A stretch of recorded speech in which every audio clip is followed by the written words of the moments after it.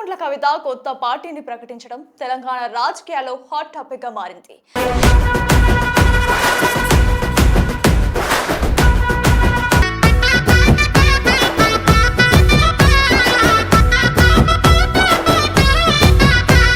Party పెట్టండి పాండపోయిట్లానే పెడితే వెళ్తుంది. అది పెడితే దాన్ని మోసం ఎంత కట్టడదో నేను మోసిన కదా 14 ఏళ్ళు చిరంజీవి అని చూడలే మనం కట్టెల మోప చేసాడు ఎత్తేసిండు ఎత్తేయలే అబ్బా దిగిపోయిన పీడాలి అంత ఈజీ ఆ పార్టీ పెట్టాలంటే దానికి చాలా సాహసం కావాలి, ఆర్టికులేషన్ కావాలి. ఇంకోటి చెప్తా బ్రదర్ మీకు, వ్యక్తులు పార్టీలు పెడితే నడవై ఇది బట్టి చెప్తాను అవగాహన. It is always equation and situation, not individual. Hi hello, welcome to Shiva studios. Kalvakuntla Kavitha కొత్త పార్టీని ప్రకటించడం తెలంగాణ రాజకీయాల్లో హాట్ టాపిక్ గా మారింది. రాజకీయాల్లో టైమింగ్, సెంటిమెంట్ ఈ రెండు ఎంత కీలకమో ప్రత్యేకంగా చెప్పాల్సిన పని లేదు. ఇప్పుడు కవిత సరిగా ఈ రెండింటిపైనే దెబ్బ కొట్టారు. మునీరాబాద్ వేదికగా ఆమె ప్రకటించిన పార్టీ పేరు తెలంగాణ రాష్ట్ర సేన. షార్ట్ కట్ లో చెప్పాలంటే టిఆర్ఎస్. ఇక్కడే ఉంది అసలు ట్విస్ట్. రాజకీయ విశ్లేషకులు దీనిని సింపుల్ గా సెంటిమెంట్ హ్యాకింగ్ అని పిలుస్తున్నారు. ఎందుకు? కేసీఆర్ 2001లో తెలంగాణ రాష్ట్ర సమితిని స్థాపించినప్పటి నుంచి 2 దశాబ్దాల పాటు ఆ 3 అక్షరాలు తెలంగాణ ప్రజల గుండెల్లో నరాల్లో జీర్ణించుకుపోయాయి. టీఆర్ఎస్ అంటే తెలంగాణ ఆత్మ గౌరవం అనే స్థాయికి వెళ్ళింది. కానీ జాతీయ రాజకీయాల మోజులో పడి కేసీఆర్ ఆ పార్టీని బీఆర్ఎస్ గా మార్చారు. పార్టీ పేరులోంచి తెలంగాణ అనే పదం మాయమవ్వడంతో ఉద్యమకారుల్లో, పాత తరపు నాయకుల్లో ఒక రకమైన శూన్యం ఏర్పడింది. ఆ శూన్యాన్ని ఇప్పుడు కవిత తన తెలంగాణ రాష్ట్ర సేన ద్వారా భర్తీ చేయబోతున్నారు. కవిత తన ఆవిర్భావ సభలో ఒక పవర్ఫుల్ డైలాగ్ వేశారు. బీఆర్ఎస్ తెలంగాణ ఆత్మను కోల్పోయింది, అందుకే నేను ఈ తెలంగాణ రాష్ట్ర సేనను ఏర్పాటు చేశానని. ఈ ఒక్క డైలాగ్ చాలు కవిత టార్గెట్ ఏంటో చెప్పడానికి. ఆమె కాంగ్రెస్ నో, బీజేపీనో టార్గెట్ చేయడం లేదు. డైరెక్ట్ గా బీఆర్ఎస్ ఓటు బ్యాంకును, ఆ పార్టీ పునాదులనే టార్గెట్ చేశారు. పాత ఉద్యమకారులను, తెలంగాణ వాదులను తిరిగి తన గొడుగు కిందకు తెచ్చుకునేందుకు కవిత వేసిన ఈ టీఆర్ఎస్ స్కెచ్ మామూలు రచ్చ కాదు. అసలు కవితకు సొంతంగా పార్టీ పెట్టాల్సిన అవసరం ఏమొచ్చింది? గులాబీ పార్టీలో లోపల ఏం జరుగుతోంది? విశ్లేషకులు చెప్తున్న దాని ప్రకారం బీఆర్ఎస్ లో కేటీఆర్ వర్సెస్ కవిత అనే కోల్డ్ వార్ చాలా కాలంగా నడుస్తోంది. పార్టీలో కేటీఆర్దే పెత్తనం కావడం, కవితకు ఆమె అనుచరులకు సరైన ప్రాధాన్యత దక్కకపోవడం లాంటివి ఈ చీలికకు ప్రధాన కారణం. ఇప్పుడు కవిత పెట్టిన ఈ కొత్త పార్టీ బీఆర్ఎస్ లోని అసంతృప్త నేతలకు ఒక ఆశా కిరణంలా మారింది. ఇన్నాళ్ళు బీఆర్ఎస్ కోసం రక్తం చిందించి పదవులు రాక, కేటీఆర్ నాయకత్వ శైలి నచ్చక ఇబ్బంది పడుతున్న సెకండ్ క్యాడర్ లీడర్లకు ఇప్పుడు ఒక ప్రత్యామ్నాయ వేదిక దొరికింది. మనం కాంగ్రెస్ లోకో, బీజేపీలోకో వెళ్లాల్సిన పని లేదు. మన సొంత ఆడబిడ్డ కవితమ్మ దగ్గరికి వెళ్దాం, మన పాత టీఆర్ఎస్ లోనే ఉందామనే భావన కింది స్థాయి నాయకుల్లో రావడం ఖాయం. పార్టీ వ్యవస్థలో ఇలాంటి చీలిక వస్తే గ్రామ స్థాయిలో బీఆర్ఎస్ పునాదులు కదలడం గ్యారంటీ. ఎన్నికల సమయానికి పోలింగ్ బూత్ స్థాయిలో పనిచేసే కార్యకర్తలు కవిత వైపు టర్న్ అయితే కేటీఆర్ కు, బీఆర్ఎస్ కు ఇంతకంటే పెద్ద డ్యామేజ్ మరొకటి ఉండదు. కవిత బలం కేవలం టీఆర్ఎస్ అనే పేరు మాత్రమే కాదు, ఆమె వెనుక ఒక సైన్యం ఉంది. అదే తెలంగాణ జాగృతి. తెలంగాణ ఉద్యమ సమయంలో బతుకమ్మ పండుగను విశ్వవ్యాప్తం చేసి ప్రతి పల్లెలో, ప్రతి ఇంట్లో మహిళలకు కవిత దగ్గరయ్యారు. జాగృతి ద్వారా రాష్ట్ర వ్యాప్తంగా ప్రతి గ్రామంలో ఆమెకు ఒక సొంత నెట్వర్క్ ఉంది. ఇన్నాళ్ళు ఆ నెట్వర్క్ అంతా బీఆర్ఎస్ కోసమే పనిచేసింది. కానీ ఇప్పుడు కవిత స్వయంగా బరిలోకి దిగడంతో ఆ సైన్యం మొత్తం తెలంగాణ రాష్ట్ర సేన వైపు మళ్లే ఛాన్స్ 100% ఉంది. ముఖ్యంగా మహిళా ఓటు బ్యాంక్. తెలంగాణ రాజకీయాల్లో మహిళల ఓట్లు ఎప్పుడు డిసైడింగ్ ఫ్యాక్టరే. కవితకు మహిళలతో ఉన్న అనుబంధం, ఎమోషనల్ కనెక్ట్ ఇప్పుడు ఓట్లుగా మారితే బీఆర్ఎస్ భారీ మూల్యం చెల్లించుకోక తప్పదు. ఒకప్పుడు కేసీఆర్ సభకు మహిళలు తండోపతండాలుగా వచ్చేవారు. ఇప్పుడు అదే సీన్ కవిత సభల్లో రిపీట్ అయితే బీఆర్ఎస్ గ్రాఫ్ పడిపోవడం తథ్యం. అయితే కవిత తన కొత్త పార్టీకి తెలంగాణ రాష్ట్ర సేన అని పేరు పెట్టిన వెంటనే బీఆర్ఎస్ సోషల్ మీడియా విభాగం ఒక సెటైరికల్ పోస్ట్ వదిలింది.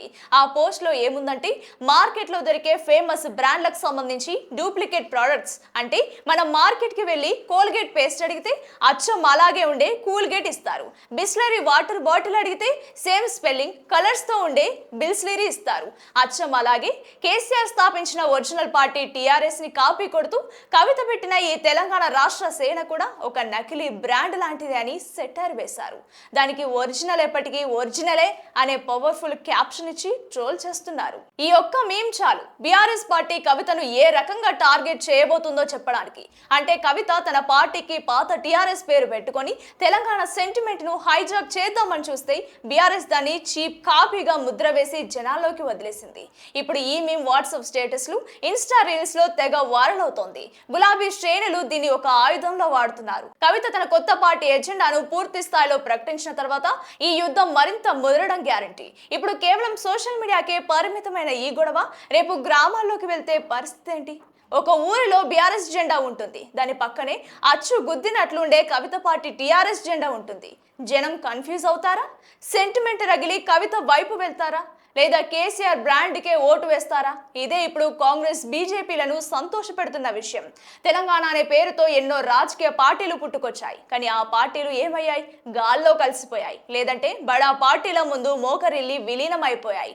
పార్టీ పెట్టుడంటే పాన్ డబ్బా పెట్టినంత ఈజీ కాదని కేసీఆర్ ఎప్పుడో చెప్పారు. అయినా ఇప్పుడు మళ్ళీ అదే తంతు మొదలైంది. షర్మిల వైఎస్ఆర్టీపీ పెట్టి ఏపీ కాంగ్రెస్ కు ప్రెసిడెంట్ అయితే ఇప్పుడు చిన్నక్క కవిత తెలంగాణ రాష్ట్ర సేన అంటూ కొత్త డ్రామాకు తెరతీసిందని నెటిజన్లు కామెంట్లు చేస్తున్నారు. తెలంగాణ పేరుతో వచ్చిన పార్టీలు వాళ్ళ పరిస్థితి ఏంటో ఒకసారి చరిత్ర చూస్తే మీకే అర్థమవుతోంది. దేవేందర్ గౌడ్ పెట్టిన నవ తెలంగాణ పార్టీ ఏమైంది? ప్రజారాజ్యంలో కలిసిపోయి ఆ తర్వాత కాలగర్భంలో కలిసింది. విజయశాంతి పెట్టిన తల్లి తెలంగాణ పార్టీ పురిట్లోనే టీఆర్ఎస్ లో విలీనం అయిపోయింది. ప్రొఫెసర్ కోదండరాం పెట్టిన తెలంగాణ జనసమితి ఎన్ని ఎన్నికలు వచ్చినా ఉనికి చాటుకోలేక ఇబ్బంది పడుతోంది. తీన్మార్ మల్లన్న తెచ్చిన తెలంగాణ రాజ్యాధికార పార్టీ ఏమైందో అందరికీ తెలుసు. ఆలే నరేంద్ర స్థాపించిన తెలంగాణ సాధన సమితి మొదలుకొని చెరకు సుధాకర్ తెలంగాణ ఇంటి పార్టీ, ప్రజా గాయకుడు గద్దర్ ప్రస్తావించిన తెలంగాణ యునైటెడ్ ఫ్రంట్, నాగం జనార్దన్ రెడ్డి తెలంగాణ నగర సమితి, డాక్టర్ రాజేశ్వరరావు తెలంగాణ రక్షణ సమితి, విమలక్క తెలంగాణ డెమోక్రటిక్ ఫ్రంట్, ఇలా చెప్పుకుంటూ పోతే లిస్టు చాలా పెద్దది. సెంటిమెంట్ రగిల్చారు, పార్టీలు పెట్టారు, కానీ రాజకీయ చదరంగంలో నిలబడలేకపోయారు. అంటే కేవలం బోర్డు మీద తెలంగాణ అని రాసుకున్నంత మాత్రాన ప్రజలు ఓట్లు వేసేయరనేది పచ్చి నిజమని నిపుణులు చెప్తున్నారు. షర్మిల వైఎస్ఆర్ తెలంగాణ పార్టీ అని పెట్టింది. తెలంగాణలో అడుగుపెట్టి పాదయాత్రలు చేసి ఊరూరా తిరిగి చివరికి ఆ పార్టీని తీసుకెళ్లి కాంగ్రెస్ లో కలిపేసింది. ఇప్పుడు షర్మిల వెళ్లి ఆంధ్రప్రదేశ్ కాంగ్రెస్ ప్రెసిడెంట్ అయిపోయింది. ఇక ఇప్పుడు చిన్నక్క కవిత వంతు వచ్చిందా? తెలంగాణ రాష్ట్ర సేన అంటూ ఇప్పుడు కొత్త హడావిడి నడుస్తోందని రాజకీయ విశ్లేషకులు భావిస్తున్నారు. సంవత్సరం నుండి పార్టీ ఏర్పాటుకు సన్నాహాలు చేస్తున్నామని లీకులు ఇస్తున్నారు. కానీ కనీసం ఇంతవరకు ఎలక్షన్ కమిషన్ ఆఫ్ ఇండియాకి అప్లై కూడా చేయలేదు. కవితక్క ఇంతవరకు పార్టీ రిజిస్ట్రేషన్ కు కనీసం దరఖాస్తు కూడా ఇవ్వలేదు అంటేనే అర్థం చేసుకోవచ్చు వీళ్ళ అప్రోచ్ ఎంత సీరియస్ గా ఉందో. ఏదైనా కొత్త పార్టీ రిజిస్ట్రేషన్ కు అప్లై చేస్తే ఢిల్లీలోని ఎన్నికల కమిషన్ తన వెబ్సైట్ లో అందుకు సంబంధించిన నోటిఫికేషన్, పబ్లిక్ అబ్జెక్షన్స్ కోసం వివరాలు పెడుతోంది. కనీసం ఆ ప్రాసెస్ కూడా మొదలు పెట్టకుండానే తెలంగాణలో టీఆర్ఎస్ పార్టీ పెట్టేసి చిన్నక్క వెళ్లి తెలుగుదేశం పార్టీకి ప్రెసిడెంట్ అవుతారా అని సెటైర్లు సోషల్ మీడియాలో పేలుతున్నాయి. ఒకవేళ వీళ్ళు రేపు పొద్దున వెళ్లి తెలంగాణ రాష్ట్ర సేన అనే పేరు మీద ఈసీకి అప్లై చేశారా అనుకుందాం. అక్కడే ఉంది అసలు సినిమా.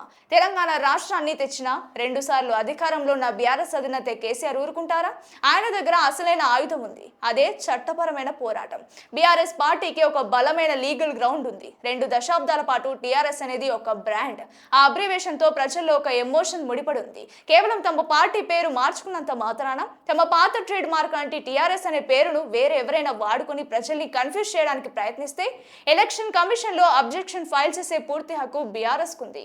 ఈసీఐ నిబంధనల ప్రకారం ఒక గుర్తింపు పొందిన రాజకీయ పార్టీ యొక్క పాత పేరు, పోలిన పేర్లతో ఓటర్లను తప్పుదారి పట్టించేలా కొత్త పార్టీలు వస్తే వాటికి రిజిస్ట్రేషన్ ఇవ్వరు. ఒకవేళ ఈసీఐ పేర్లు ఇచ్చినా బీఆర్ఎస్ పార్టీ సుప్రీంకోర్టు తలుపులు తట్టొచ్చు. కోర్టుల్లో ఈ స్టే తెచ్చుకోవడం కేసీఆర్ కి చాలా చిన్న విషయం. ఇక కవిత పార్టీ ఏర్పాటు తెలంగాణ రాజకీయాల్లో 3 కీలక మార్పులకు దారితీసే అవకాశం ఉంది. 1. బీఆర్ఎస్ ఓటు బ్యాంకు విభజన, కాంగ్రెస్ కు పరోక్ష లాభం, బీజేపీకి కొత్త అవకాశాలు. అయితే చివరికి ఈ పార్టీ ఎంత ప్రభావం చూపుతుందో అది కవిత క్షేత్రస్థాయిలో ఎంత బలంగా నిలబడగలదన్న దానిపై ఆధారపడి ఉంటుంది.